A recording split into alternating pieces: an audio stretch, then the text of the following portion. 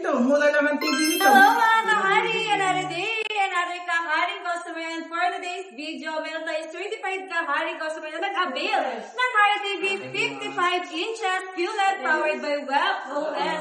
Ayan si Sir. Ano pa Sir? Ako po si Mang Kepeng ng Caloocan. Nandito ngayon ako sa Ari.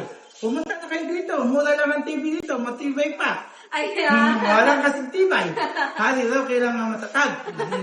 Ayan Sir. Sir, saan niyo po ba nakita si Hari of Life? Ay, nanonood lagi ako ng YouTube, saka Facebook, nakasubscribe ako sa kanila, nakapalo.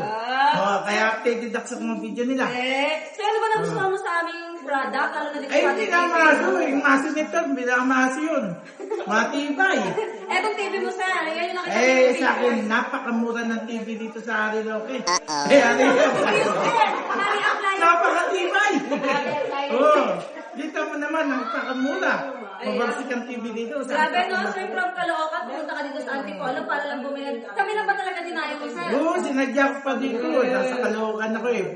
Wow. Ayan. Ayan na, Sir, sa mga gusto nyo mag-avail ng TV, anong masasabi? Ay, dito na kayo pumunta kung sa TV lang. Mas murang-mura dito. Pag pindot mo, pag voice mo, nandiyan na kagad. Mabilis lang. Hindi na kagad na mag-type-type. Ganyan. Bubulungan mo lang yan. Para kayo mga kamot. Pag binala ko, sasapi kagad. Ayan.